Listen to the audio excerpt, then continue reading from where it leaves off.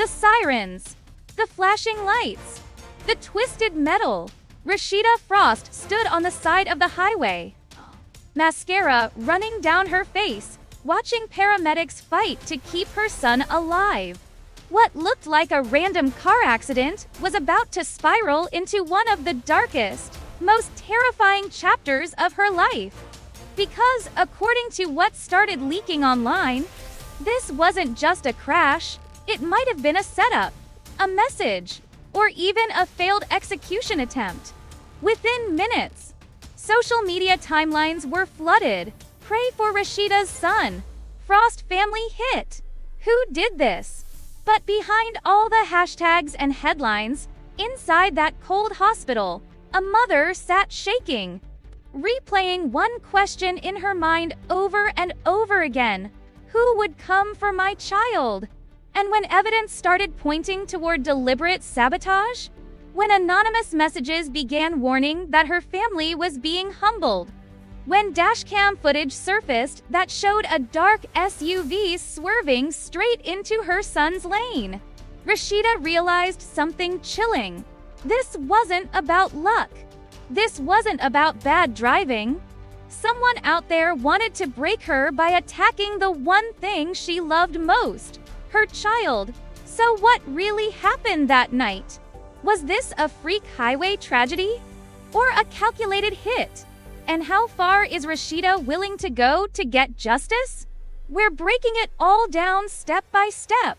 But before we dive into the full story, do me a favor, hit that like button, subscribe, and turn on the notification bell so you don't miss any of these deep dives into the wildest, most shocking stories surrounding your favorite reality TV stars and celebrity families. Alright, buckle up, because this one hurts. On the surface, it was just another busy Atlanta morning for Rasheeda. Coffee on the counter, emails on the tablet, schedules, meetings, brand calls, and deals lined up from sunup to sundown. Somewhere between a conference call and a makeup line discussion, she grabbed her phone, opened Instagram, and typed out a simple caption, something about staying focused and keeping your energy clean. Nothing dramatic, nothing unusual, just another motivational post to her millions of followers. Meanwhile, her son Kai was out driving. Nothing special, just a regular day, regular errands. No one knew that within hours, his car would be unrecognizable. Around early afternoon, Rasheeda's phone rang. Not the who's booking you for the next event type of ring. Not the girl. Guess what just happened on set? Gossip ring. No. This was different. The kind of call that makes your stomach flip before you even say hello. She picked up. On the other end was a voice shaking so hard it barely sounded human. Rasheeda. It's Kai. He's been in an accident. It's bad. It's really bad. For a second, time froze. Then everything sped up.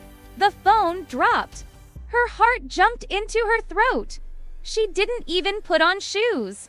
She grabbed her bag and ran out the door barefoot, screaming for Kirk that they had to go. Within minutes, they were racing through traffic, following the sound of sirens, every second feeling like a lifetime. She didn't know what she was about to see. She just knew this. Her world would never be the same again. When Rasheeda pulled up near the blocked-off stretch of highway, it didn't look real. News helicopters circled overhead. Police cars lined the road. Flashing red and blue lights reflected off mangled metal and shattered glass scattered across the asphalt. Her son's silver car, or what was left of it, looked like it had been chewed up and spit out by a monster.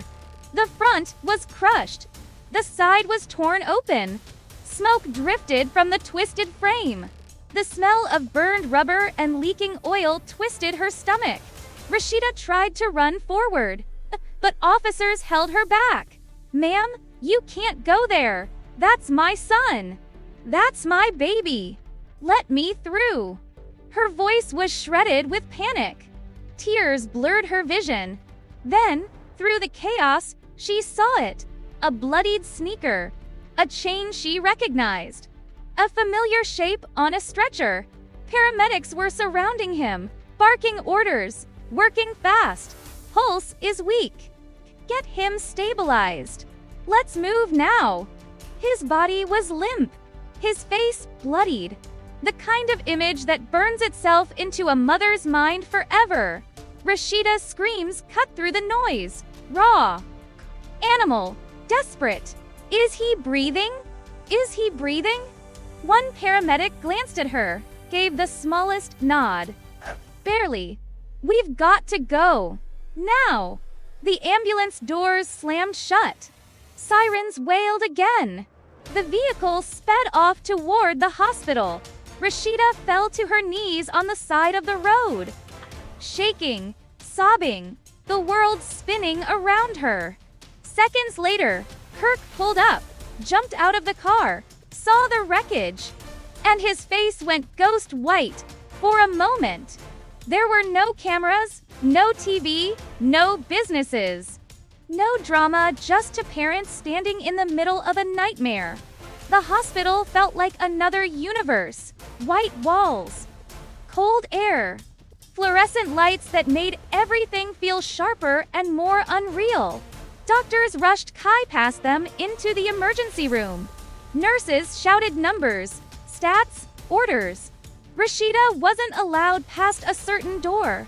She pressed her hand against it anyway. She could somehow reach her son through solid wood. Then came the waiting. Minutes stretched into hours. Rasheeda paced so much she lost track of time. Her makeup was gone. Her hair a mess. None of it mattered. She had only one question stuck on repeat in her mind. Is he going to live? Meanwhile, outside those walls, the internet was doing what it does best, exploding. Someone had filmed the wreckage and sent it to a blog. Within minutes, it was everywhere. Headlines popped up. Rasheeda's son in critical condition after violent car crash. Prayers needed. Frost family hit with tragedy. Mysterious circumstances behind Frost family highway crash. Hashtags started trending. Hashtag pray for Kai. Hashtag Frost family. Hashtag Justice for Rasha Brisnation reposted her old family photos with prayer emojis. Fans flooded her DMs with love and messages. Haters and trolls crawled out from under their bridges to say the cruel things they always say when people are vulnerable. And while all of that noise swirled online, Rasheeda sat in a plastic chair under harsh hospital lights, shaking, exhausted, waiting for a doctor to come out and either save her heart or shatter it. Finally, after what felt like forever, a doctor stepped into the waiting room. His face was serious, tired, but not completely hopeless. "He's alive," the doctor said softly. "He's stable, but critical. There's brain swelling and internal injuries. We've placed him in a medically induced coma." The world went quiet for Rasheeda on that word coma. She sank into the chair. Kirk put an arm around her shoulders.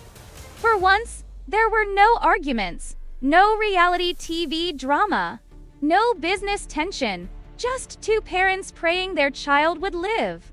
But as they tried to breathe through the fear, something else was already in motion. A few hours later, two officers came back to the hospital.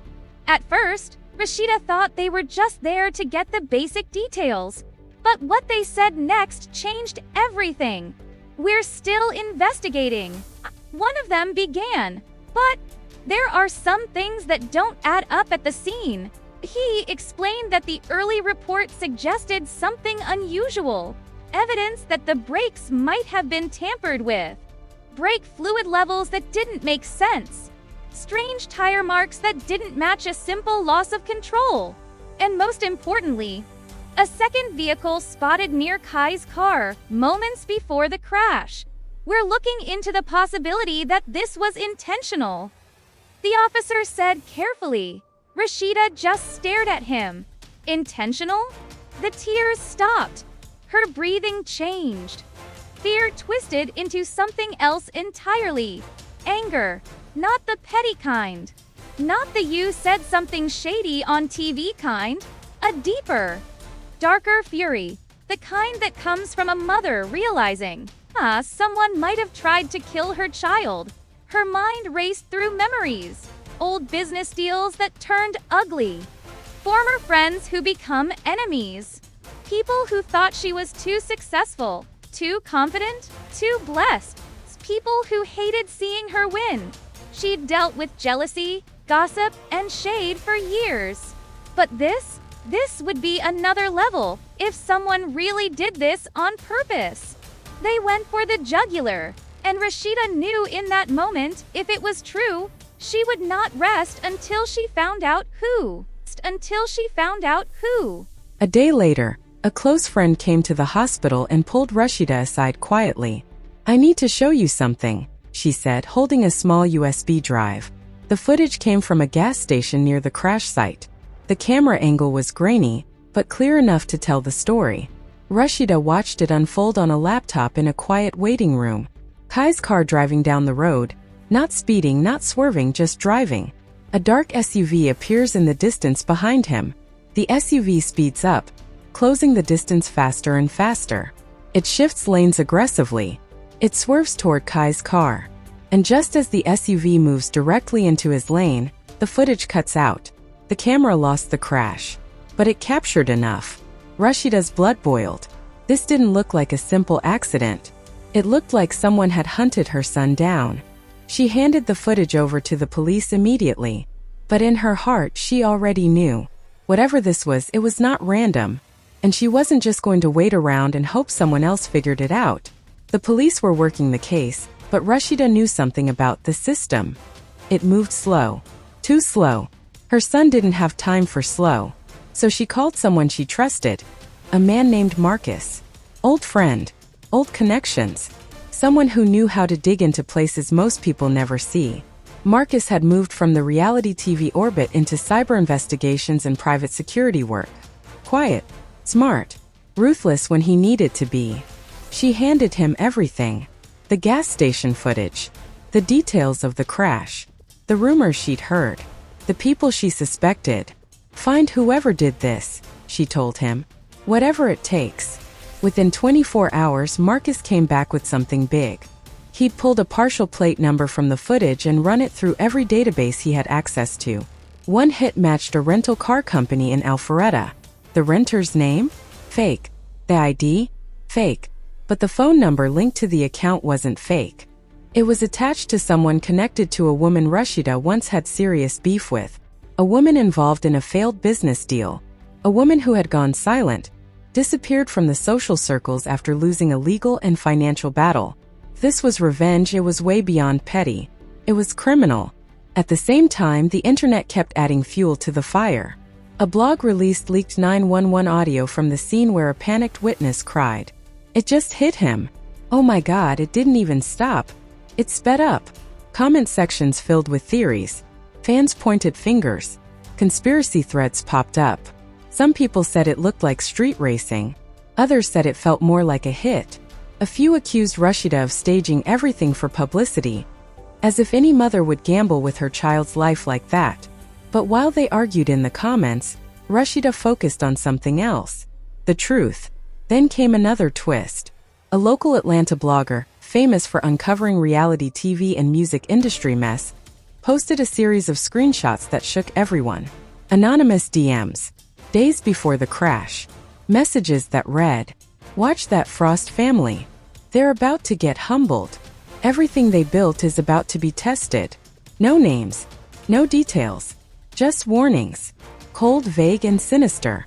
Now, combined with the crash, the damaged brakes, the SUV footage, and the rental car link, it didn't feel like a coincidence anymore. The story began to morph from tragic accident to possible attempted hit. Rasheeda saw everything. She saw the blogs, The posts. The comments. I bet this is deeper than they're saying threads. But she wasn't posting quotes or clapping back. She was sitting at her son's bed, holding his hand, listening to machines breathe for him, whispering, "Baby, you're strong. You're a fighter. Come back to me. Please." And in the background, Marcus kept digging. A few days into the investigation, Marcus called her urgently. "I need you to see this," he said. Through some deep digital forensics, he'd uncovered a text message linked to one of the burner phones associated with the rental. The message read, "Make sure he's alone. Can't leave witnesses. Wait for my call." Rasheeda felt the ground tilt under her feet. This wasn't paranoia. This wasn't overthinking. This was someone giving instructions. She didn't cry this time. Her tears had dried up days ago. What she felt instead was a cold, sharp focus. It wasn't just about survival anymore. It was about justice, and maybe even revenge. That night, she made a decision. If the people responsible thought they could hide in the shadows, they were wrong. She was going to drag every single one of them into the light. Rasheeda knew the game. She'd been in entertainment long enough to understand one thing clearly. If you want people to move, you make the world watch. So she didn't just sit quietly and wait for updates. She called her lawyer. She called her team. And she called in a big favor from a friend in media who owed her. Within days, she was booked for an exclusive emotional sit-down on a major podcast. No glam squad. No fancy outfit. Just a hoodie, bare face, and eyes still swollen from crying. She looked into the camera and said, "My son is fighting for his life. This wasn't just some random car accident. We have evidence that somebody may have done this on purpose. And I will not stop until we know who. I'm not doing this for attention. I'm doing this because someone out there tried to take my baby away from me." Clips from that interview went viral overnight. More witnesses came forward. More anonymous tips rolled in. A janitor from the rental company said he'd seen someone remove the SUV's tracking device days before the crash. A mechanic messaged privately, saying he'd been asked to swap a VIN number on a similar vehicle. The story stopped being just a celebrity tragedy and started morphing into a full-blown alleged conspiracy. Rasheeda had officially gone from reality TV star to mother on a mission, and the police could no longer ignore the mounting public pressure. Just when it seemed like things couldn't escalate any further, they did. One afternoon, a small padded envelope arrived at her lawyer's office. No name, no return address, no note, just one word written on the front. "Watch." Inside was a flash drive. The footage on it was longer, clearer, and more detailed than anything they'd seen so far. Dash cam footage from a different vehicle that had been driving behind the whole situation. The video showed everything. Kai's car staying in its lane. The dark SUV weaving through traffic at high speed. The SUV pulling up behind him with aggressive intent. No brake lights. No hesitation. And then, clear as day, the SUV slamming into the back of his car, sending him spinning into the guardrail. There was no attempt to slow down. No sign of trying to avoid impact. This was not careful driving gone wrong. It looked intentional. For a few seconds before the crash, the camera captured the SUV's license plate in crystal clarity. Marcus took that plate and went to work. Within hours, he tracked it to a luxury auto auction purchase made in cash 5 months earlier. The car was registered under a dummy business name. But the payment trail, the one thing these kinds of people always think is hidden, tied back to a bank account. That account, in turn, was linked to someone with past ties to one of Rasheeda's old business enemies. A woman who had once accused Rasheeda of stealing her business model. A woman who had dragged her into court and lost. A woman who, after that loss, had quietly vanished from the scene. Suddenly, the motive didn't seem so mysterious. Humiliation. Money. Ego. Revenge. But even then, Rasheeda knew she had to be careful. Allegations weren't convictions. And this was bigger than one rival. Still, the pattern was undeniable. This wasn't bad luck. This was a chain of decisions made by real people for real, ugly reasons. While all this was unfolding behind the scenes, something finally shifted in that hospital room. It had been 9 agonizing days. 9 days of cold coffee, sleepless nights, whispered prayers, and doctors using words like monitoring and waiting. On the 10th morning, as the sun crept through the blinds, something changed. Rasheeda felt a small movement against her hand. She looked up, thinking she'd imagined it. Then she saw it again. His fingers twitched. His eyelids fluttered. "Call the doctor," she yelled, jumping to her feet. Within seconds, nurses and doctors rushed in. Machines beeped differently. Monitors flashed new patterns. Kirk burst into tears in the corner of the room as his son finally began to wake up. He couldn't say much at first. Just small sounds. Few words. But when the fog cleared a little, he managed to force out a sentence that broke Rasheeda's heart all over again. "Mom, they hit me on purpose." He remembered enough. The feeling of being followed. The SUV in his rearview mirror. The sudden surge of speed. The violent shove off the road. Security cameras in the hospital parking garage picked up a man in a gray suit standing near Rasheeda's SUV. He didn't touch it. Didn't break in. He just stood there staring through the windshield for several minutes, then walked away. When they tried to pull more footage, parts of the security feed glitched out. Marcus checked the files and confirmed what the staff suspected. Someone had tampered with the system. The message was clear. Whoever was behind this, they weren't finished. Rasheeda had reached her breaking point. The calm, polished businesswoman the public knew.